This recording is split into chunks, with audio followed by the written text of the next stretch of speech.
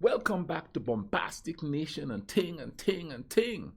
Back with some more vibes for all, you know what I mean? And this one I'm gonna call this one is called The Craziest Facts About the Middle Ages. Yeah. I know I have an affinity to the Middle Ages, you know what I mean? I don't know why, maybe because of the movies I used to watch and stuff when I was a kid, the books I used to read when I was a kid. Uh but I have this affinity to what life was like during the Middle Ages, you know what I mean? So we're gonna look at some crazy facts about the Middle Ages. Let's YouTube and simmer. From bizarre ways for cleaning wounds to partying in the cemetery, here are 10 things you wouldn't believe about the Middle Ages.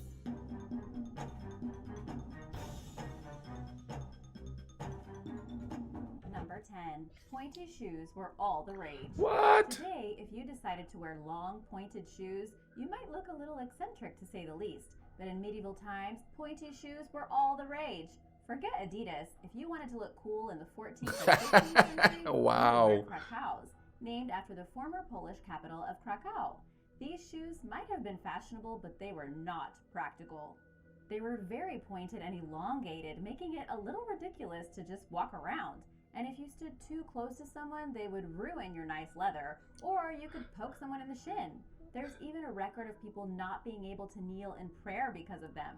The whole thing went so far that in 1368, Charles V of France banned the manufacturing of pointy shoes in Paris. Wow. But fashion is fashion, and Krakow He banned the shoes. courts Huh. for decades to come. Also, these shoes were expensive. You had to find a talented shoemaker and use only the best quality materials. Only the elite were brave enough to wear them. The tips were stuffed with There we go moss again. and some kind of overshoe for support. The richer you were, the more extreme and lengthy the tip. Size mattered, except in battle because no one could walk around freely or carry weapons. They hung on for a while, but finally common sense prevailed. Number 9. Urine as an antiseptic. This medical practice, if you could call it that, wasn't used all the time, but there is a lot of evidence that using urine as a form of antiseptic was common in medieval times. Wow. And it wasn't done only among the commoners or the simple folk. It was actually a part of royal medical practice. Doctors could tell what was wrong with people just by looking at their urine, and during the Middle Ages, it became a solid tool for doctors, providing them with all kinds of information. There is also a lot of documentation advising people to treat ulcers, bites, and stings with urine, even to fight the plague. Thomas Vickery, who was the surgeon of King Henry VIII, the one with the 6 wives, actually advised for all battle wounds to be washed with urine to clean them up and prevent an infection. While this was technically after the Middle Ages, the information all came from their past experience. In those days, urine was the most sterile thing around because even the water was a little iffy. Even the Aztecs are said to have used urine to disinfect wounds. But don't get any ideas because now, while you could use it to flush out your wound in a pinch, there are much better alternatives. After all, there are advantages to not living in the Middle Ages anymore. And now for number 8. But first, be sure to subscribe. I mean, check it out. What do you do? Oh, I've got a cut. Hurry up. Go. Number 1. I mean, how do you, how do you vet to figure out whose urine is more potent than the other? It's weird.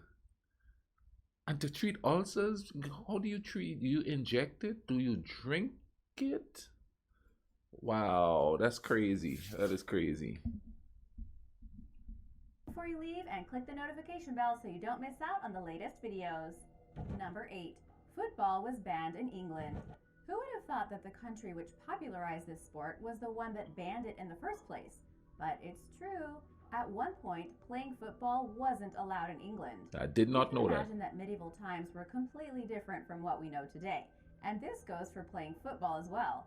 In those days, football was played everywhere without any strict regulations. And it was gruesome and violent. Oh. It's also known as mob football, as it literally involved a mob of people. This was played between neighboring towns and villages. The number of opposing players wasn't strictly defined, and the ball was in fact an inflated pig's bladder. The rule was no murder, but everything else was pretty much allowed. Wow. Imagine having a mob scene with everyone punching and screaming at each other in front of your house. Not a pretty sight, I can tell you that. The whole thing got so out of hand that King Edward II decided to ban football in 1314. In the following centuries, more than 20 different bans were imposed. As it turned out, no ban could stop the English from enjoying football. The only difference today is that now we also have rugby for those of you who prefer a little more contact sport. Number 7. Wow. No fork. Although the fork was invented in ancient times, this cutlery item was not used extensively throughout the Middle Ages. It's not like no one knew about its existence, but it wasn't all that popular. However, spoons and knives were another thing entirely. Everyone loved those. The fork just didn't catch on. Why not? Well, there are multiple theories about this, but the general idea is that for some reason the fork was considered strange and uncivilized. It looked barbaric and reminded people of the devil's pitchfork. The proper way to eat was to pick up things with your fingers, while the fork was a sign of pure savagery. Medieval Europe simply detested the idea of using forks during meals. In the 11th century, a Venetian nobleman married a Byzantine princess, and during their wedding feast, the princess shocked everyone by using a fork. How dare she? The local clergy said that God had already provided us with our fingers, so using an artificial fork was actually offensive. It took a few hundred years, but eventually everyone started to realize how practical it was, and the fork became part of everyday life. Unlike the Politics is a hell of a thing. Don't use the forks. It's uncivilized. Please don't use the forks. Wow, that's crazy. Now, that's a really interesting piece of information there to think we using it at random today. We got plastic forks, we got all kinds of forks out there. Back in the day, it was uncivilized. You know, you had to hide. Anybody watching me make me eating easier? The pointy shoes. Number 6. Cemeteries were lively places. This is the last place you would associate with fun and games, but it turns out that in medieval times, the cemeteries were pretty different places. They were more than places to bury your dead. They were actually full of social activity. Many of the important town or village events took place in cemeteries. For example, things such as elections, sermons, public debates, trials, and even plays were conducted in cemeteries, or right now. I could understand the public debates and the elections. They belong in cemeteries. Next to them, at night, they became the place of business for women of the night, if you know what I mean. The historian Philippe Aries claims that medieval cemeteries were places of trade and commerce because they belonged to the church and were thus exempt from taxation. Clever, huh? This is why many small business owners didn't shy away from conducting their activities in these places. Imagine a world where the best place to do business is the local cemetery. Crazy, right? Number 5. Crazy. Visitation. What the heck is that? This is definitely one of the weirdest medieval beliefs. It was actually a method for proving that a suspected murderer was indeed guilty. The idea behind it was as follows. If you bring the body of a murdered person in front of their alleged murderer, the body will let off blood. Yep, that's the whole concept. If it was difficult to prove that someone was guilty of murder, the victim's corpse was brought to them and they were ordered to put their hands on the corpse. If the corpse bled or if there were any other unusual signs, it meant that the accused was guilty. This method was a part of a group of laws called the Germanic laws used in the Middle Ages, and it was used in countries such as Germany, Poland, and Bohemia, present-day Czech Republic. In Germany, it was used as a legitimate legal method until the mid-18th century. King James of England also approved of this method as a legitimate way to condemn the murderer. After the Protestant Reformation, things slowly started to change. In countries such as Denmark and Norway, cremation was seen as unwarranted from a legal standpoint, and a lot of priests even forbade its use. Which, good thing, because otherwise we would all be in trouble. Number 4. That's crazy. Oh, would that be considered Middle Ages forensics? Hey, let's just bring the dead man in here, and if he bleeds, if you touch him and he bleeds, you're guilty. I wonder how many innocent people got executed or something for just some dude bleeding in front of them. I mean, it's not funny. That's some macabre stuff. Man, it's crazy. No peasants. Contrary to popular belief, peasants as such actually didn't exist in medieval times. When we now think of a peasant, often people imagine a person living off the land in a tiny little house with a large family and a bunch of domestic animals. But in the Middle Ages, the social class system was completely different, and peasants, as we view them today, were nowhere to be seen. At least they didn't identify themselves as such. The actual term peasant comes from French, but it didn't come around until the 15th century. Before that, everything was different. People working the land were divided into several distinct categories, following a strict hierarchy. If we look at the famous English land survey from 1086, the Doomsday Book, the country folk can be divided into several categories, including freemen, serfs, and some slaves.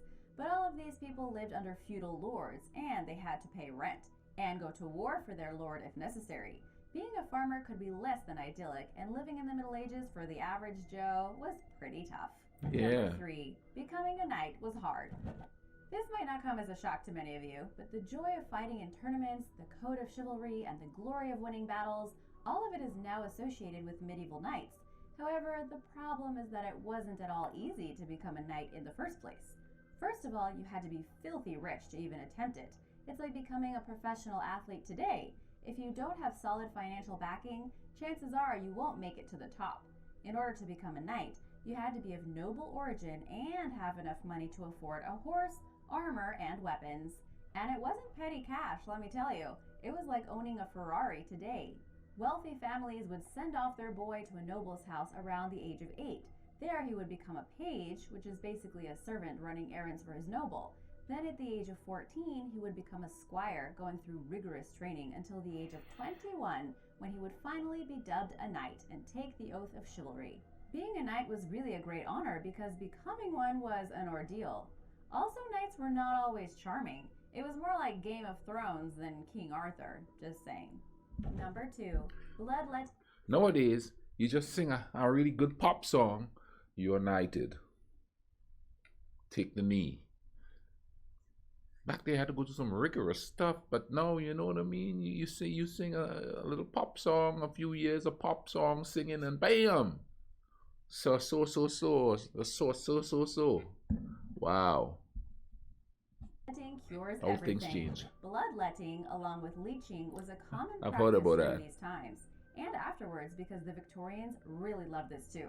Since blood circulation is essential to our well-being, medieval physicians believed that by getting rid of bad blood, literally, they would cure a patient and help them feel healthy again. How they knew exactly how much blood is enough and why only the bad blood would go out is anyone's guess, but they sure did it, and they went so far as to assume that bloodletting was generally beneficial for the body.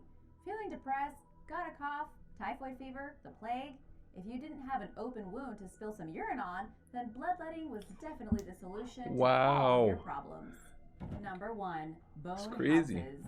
In medieval cemeteries, there was a big problem of overcrowding, and to make up for the much needed space, bones of dead people were exhumed and put in places called ossuaries or bone houses.